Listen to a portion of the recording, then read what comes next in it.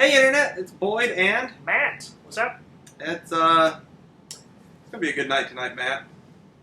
You know why it's gonna be a good night tonight, Matt? I'm feeling the rumbles in the distance. Yeah. They're probably going to stay in the distance, but they're in the distance. Why are they in the distance? I have no idea where you're going with this. I was hoping you would help me. Okay, so what are we no, watching? I just left you hanging there Yeah. because I'm a douche. No comment. So we're gonna watch a movie that I have seen many times and you have not seen. I have not seen it at all. 0 times. Godzilla or Godzilla, the 2014 version. So, as if I haven't talked about this 100 times on previous episodes, It may have come up. love me some Godzilla. Yeah. I've got all the movies. I just think he's super groovy. He even likes the Roland Emmerich one. It's not a good Godzilla movie, but it's a decent monster movie. Yeah. It really is. It didn't age very well. I mean, it very much feels like the 90s. But what was that? That was my phone making notification sound.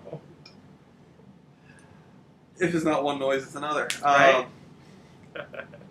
Anyway, so I think this is kind of timely because in about 2 weeks, the newest Japanese Godzilla comes out, which I'm pretty excited about because it looks very different and Looks really epic. gnarly, and I'm really excited about it. So what are you excited to see this finally? I've not been quaking in my boots for it, but I'm curious. Okay. All right. You got any experience with Godzilla in your past? I've watched like a couple Godzilla-ish movies with you. There was that one we watched at your birthday party with the Space Godzilla. Oh yeah, Godzilla versus Space Godzilla. And then there was a not Godzilla movie with the big giant tentacle monster thing. And Was that at my birthday party? No, that wasn't at your birthday party. I think you brought it to Kyle's house. Oh, that was Gamera 3. Gamera. Okay. Gamera 3, Revenge of Iris. That one. Yeah. That was a cool movie. That was a good movie, yeah. The 90s Gamera movies are amazing. Okay, well, I've said my piece. You said your piece? Yep. Let's watch this thing. Coolio.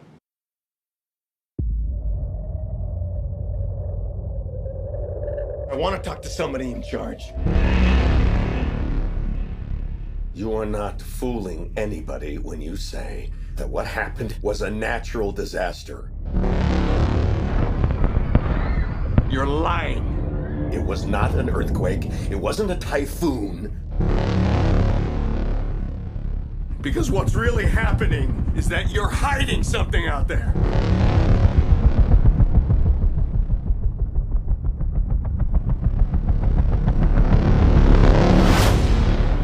And it is going to send us back to the Stone Age.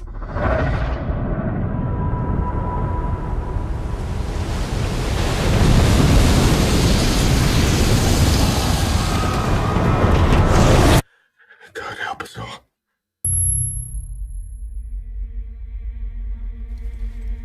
In 1954, we awakened something. Well, there's nuclear tests in the Pacific. Not tests. They were trying to kill it.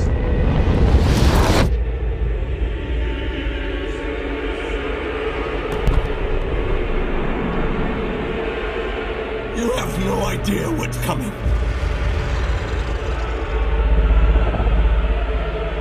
Can you kill it?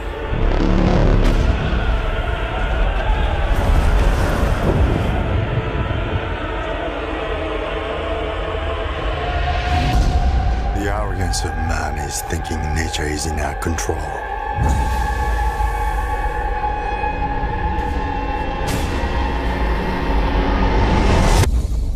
And not the other way around.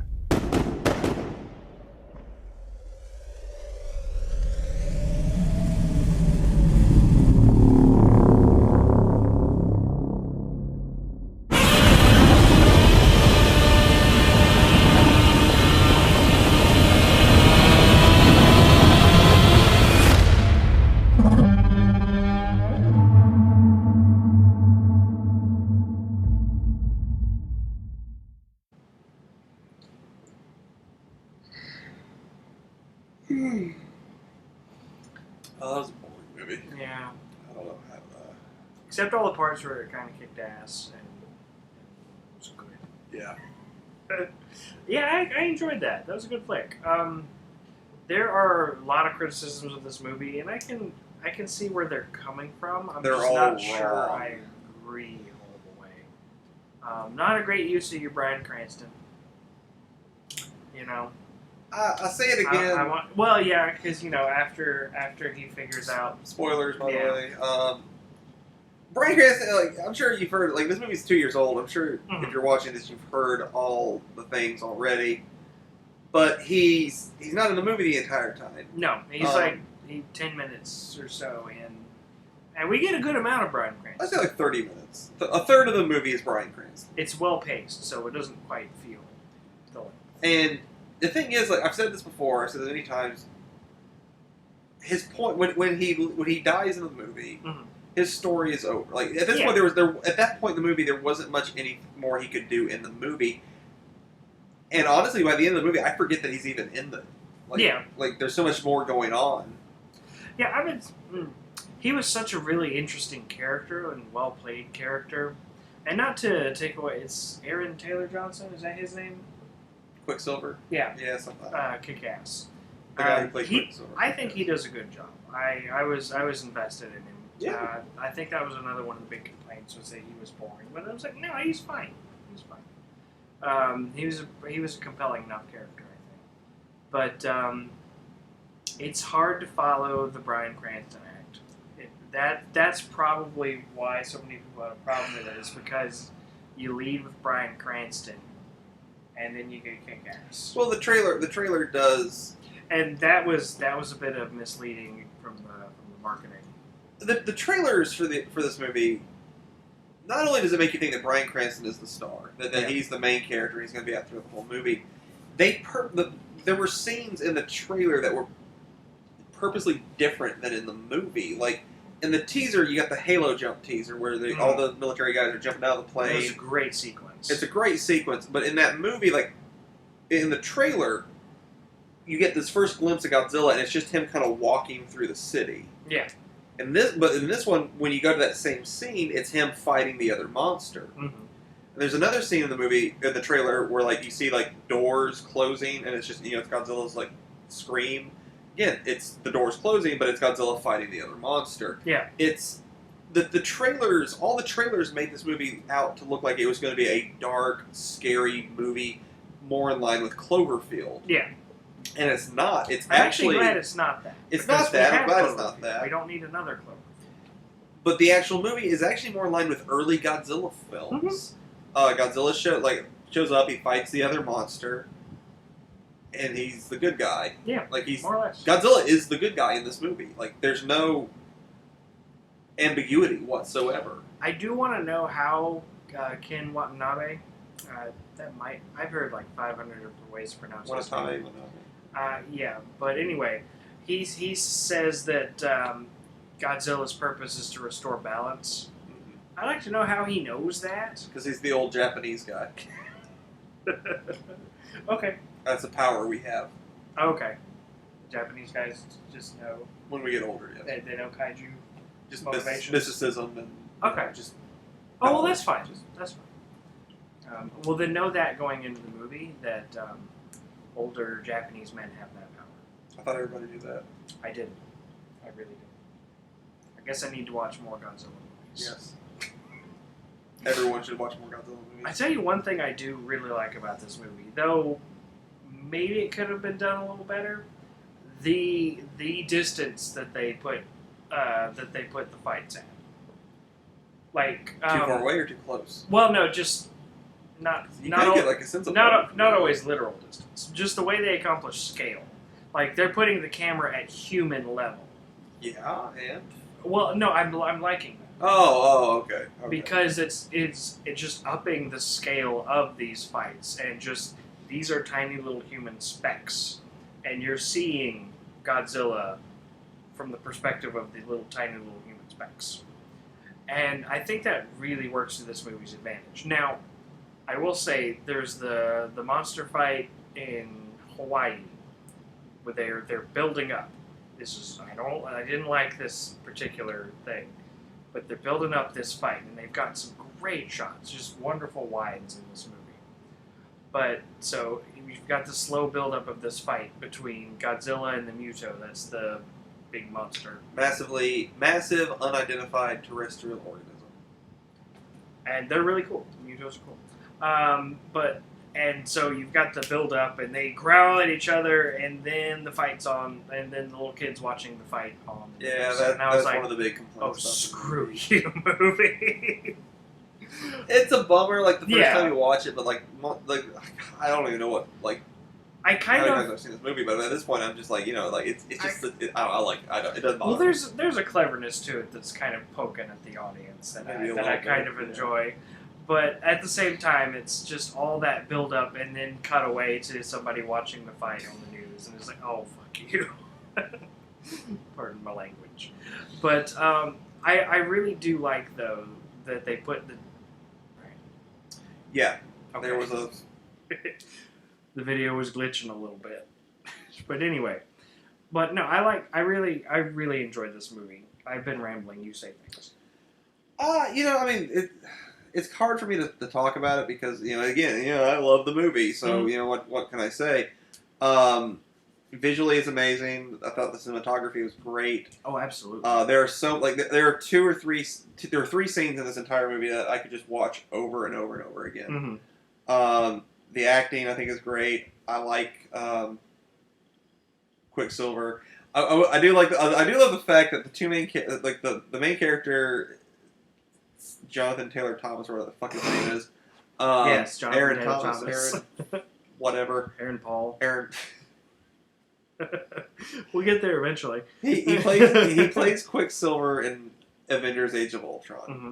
His wife in this movie plays Scarlet Witch in Avengers: Age of Ultron. So they're husband and wife in this, brother and sister in that, and then, like, if you know anything about comics, Quicksilver and Scarlet Witch in the comics kind of have this they're very close. They are very close siblings. That's why they killed Quicksilver off in Age of Ultron. They didn't want to go there. I mean, in the normal comics, they've never said, like, they are in a relationship. They're just very, very close, and it's creepily close. Yeah. And jokes have been made. In the Ultimate Universe, which was the one where they tried to reboot the Marvel Universe, and successfully did it, unlike DC. There is a lot, like, there is one comic where Wolverine says he flat out saw them fucking. Like, I think they did anyway. I think what he says is, like, I saw them do what no brother and sister should ever do. Oh, okay.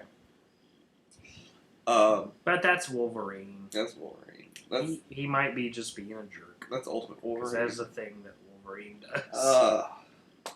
DC Marvel did it right, because they did the Ultimate Universe, and then you also still had your normal universe. Mm-hmm. You could have both, or just one or the other. They didn't, force all this garbage on you like DC did. Yeah, that's right. We're taking it there again. That has everything to do with Godzilla. I know, right? There's a reason we call this series off topic now. Right. But I tell you one thing. Back to the Halo jump. I'm actually glad that they were descending on the monster fight instead of just Godzilla walking through the city, because there were some cool visuals, and I do like what this movie does with obscurity. Like, you don't ever really get to see the full size or the full detail, size, and shape of any of the critters. They're always obscured by some kind of shadow. Yeah, you do. Well, not really, because, I mean, you'll see a Muto standing there, I guess what I'm getting at is when you do see its full size, the detail is obscured, because of the details of them are obscured. I'm getting at a thing here. Okay, alright.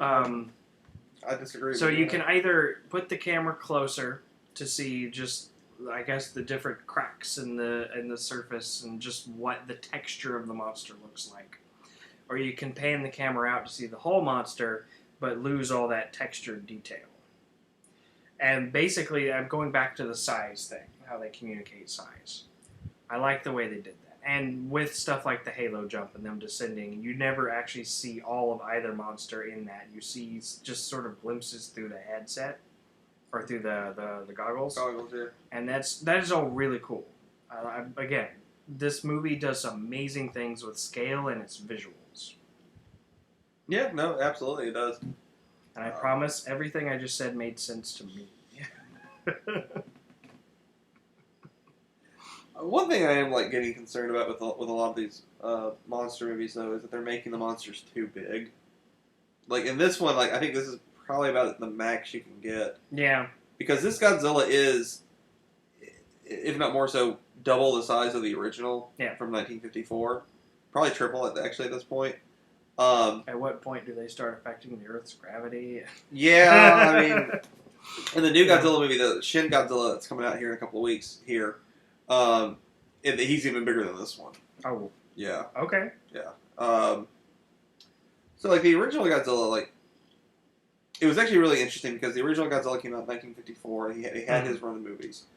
Then they took a little hiatus in the 70s, and in 1984, he came back with Godzilla 1984. Yeah. And might have been a little bit bigger, but not that much bigger. But in that time period from 54 to 84, buildings got really bigger. So in that movie, the buildings are, like, massively bigger than Godzilla. Okay. Which I thought was kind of cool. Well, yeah, because the monsters in these movies are kind of a check against human hubris, and I guess one of the best ways to communicate human hubris is buildings. This monster, a lot of time, money, and effort, and manpower, and hours, and money, and time, and effort goes into building these skyscrapers, and then the monster goes. Psh. Yeah. Which this movie does very well. Oh, yeah. Oh, lots of destruction. Oh, yeah. Which you should have in a Godzilla movie. Oh, absolutely. And not in your Superman movie. So anyway, Godzilla. I will say, one of the things I loved about this movie, you know, I'm such a big fan of the old school, that the fact that he's CG, like, I'm not surprised, but I want a guy in a suit. I want a guy in a suit. And these monsters, Godzilla and the Mutos, they look like they could be guys in suits. Yeah. It would not take much to make the Mutos suit guys. Absolutely. Like, you have somebody maybe walking on their feet with the, like, hand stilts to get that particular shape. For the Mutos, yeah. Yeah. And I can't speak about the Mutos, but I do know for Godzilla, though, they did mocap a guy. Okay. There was an actor, like, who was actually moving around, and they mocapped him, so... And I wouldn't be the least bit surprised if they did it for the Mutos as well. But the Mutos were super cool. I like them as a monster. They are a completely original monster for this movie. And the way they move is so just, like, weird and alien. Like, at the toward the beginning of the movie, when the Muto first appears, and just the way they have it moving around as it's trying to get out of this cage, like, its arms? Should we call those arms? Just silently go up, just quiet as can be, through the things, through the netting. Yeah, they like try to and capture just it in the net. Pulls it down, and it's just the eeriest looking thing. Just that particular motion. Let's talk about Sam for a second. If you're done, I'm sorry. I may have interrupted you. Which one's Sam? Huh? Which one is Sam? I said sound. Oh, sound. Yes, we can totally talk about I want to sound. talk about sound for a second. And I don't mean music. I don't mean the score. No, just the sound design, the sounds of the monsters. You had a lot of comments during the movie about the lack of sound. Mm-hmm. And I liked it. I liked the fact. Oh yeah, there's a great balance of quiet and loud. Just this movie excels at contrasts. Like, you'll have darkness with, like, contrasted against a flashlight, and you'll have quiet and loud set against each other. It's really good But stuff. one of your complaints was the fact that, like, the monsters would just show up. Yes. That there was, if I were to pick at a nit, and this is a pretty minor nit, I guess. It's, I guess, par for the course for your monster movie. How do they keep not seeing the monsters? That happens like 4 times, like suddenly Godzilla. And it's like, no, you don't have sudden Godzilla. Because they go to such great lengths to show the way he just affects the world, just catastrophically affects the world around him with his every motion. like he's just swimming through the water, and he's like just knocking these aircraft carriers and battleships over, just in the wake of him. So it's kind of a cheat to have sudden Godzilla when you establish that he is a literal force of nature. I can't really argue that, except for I just think it works. Like I think it was just a visual and storytelling decision that was made, and it works. And I don't know, I'm okay with it. It kind of works. Well, like when they go to the there's a big thing with, we found this pod chrysalis thing and it was dormant, so we put it with the nuclear waste. And they go to this big mountain where all the nuclear waste is stored, and it's totally a real place. But you have this scene of the soldiers going from room to room, or vault to vault, opening, looking in. No, not in there. No, not in there. And there's kind of a build up, and it gets kind of tense. And then you open one, and there's just light shining through because daylight. And then they start opening up, and that's a really cool shot with the guys opening up the giant vault door with the light flooding in. That's a really cool shot. But then you see that the mountain has been blown out by the Muto. And it's like, and then as it kind of pans out and we get that really awesome wide shot of the mountain being blown out, there's a little helicopter flying around that side of the mountain. And we're like, they could have done that first, saved themselves some trouble. But then the camera whips over from the mountain to the giant Muto headed toward, was it Las Vegas? Yeah. And it's like, why didn't they see that? This is a desert. It's flat. Why didn't they see that? It's just that's movies. So I think it still works. I think it's still fun, but it did make me stop and go, why aren't they seeing these monsters? They're huge and they make sounds. But other than that, though, I do think there's a really good balance of just eerie quietness and then loud destructive sounds. It's really good stuff. I really don't have much more to say, to be honest. You were telling me during the movie that the original makers really liked this movie. From what I've heard, yeah, this was a big. This went over well in Japan, unlike the original, like the other American Godzilla movie. I think I want to see it because they ended up naming him Zilla and then having Godzilla kick his ass. Yeah, in Godzilla Final Wars, they do put him in there. He is still CG, and they have the suit Godzilla just whip his ass, just kill him in 2 moves. That's great. While Sum 41 plays, which was very weird. That's great.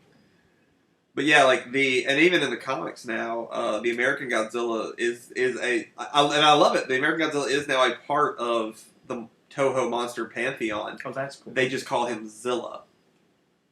And in the comics, it was when he first shows up, someone thinks it's Godzilla, and he squawks over the radio, it's Godzilla, but it comes out all statically, and you just hear Zilla, Zilla. So that's how they named him in that. Okay. In that movie, they never actually named him. But yeah, in the Toho pantheon, he is Zilla. He is his own monster, and I think that's pretty fucking cool. I really do. That is pretty cool. But I don't know, I really, really enjoyed this movie. I actually didn't quite know what to expect going in, because you had all these really negative reviews, and then you had all these other folks who were like, it's great! So it seemed to be divisive, I guess would be the Divisive? term. Decisive? Divisive? I don't. Words, don't care. In the words of Sean from Psych, I've heard it both ways. But no, yeah, this was good. There's a lot of really great visuals. Just this movie is what I would describe as one of my visual and auditory feasts, a la Tron Legacy, and love that movie. The Star Trek motion picture. The original? Yeah, visuals. I've never seen that one either. Oh, I love it. It's still a pretty good movie as well. It's a Star Trek movie where they're journeying and discovering things. But isn't it kind of like Dragon? I think I've heard it compared to Dragon Ball Z, that you could just take out all the There's filler because I want to say there's filler moments of just images and sounds and whatnot. I want to say that's because 2001 came out. I think a big part of it is that it was not meant to be a movie. That too. It was meant to be the pilot for another TV show. Yeah, absolutely. I really like it though because that filler stuff. Reaction shots aside, because there are too many. I will go ahead and say that. The visuals that it shows and just like the music and the sounds of space and whatnot, I love them. All right. So I would say that's a good use of your filler. But anyway, I am all about a movie that's really strong visually and auditorially. Audibly? Audibly. Good sounds. There you go. Pan's Labyrinth. Mm-hmm. Love that movie. But yeah, so I'm definitely down with this movie. Do you have any other thoughts?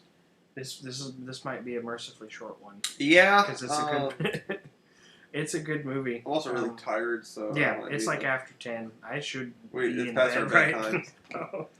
So yeah, watch this if you haven't. Mhm. That's really all I can say. Yeah, it's good. It's good. It's a good one. All right. Well, good night, Internet.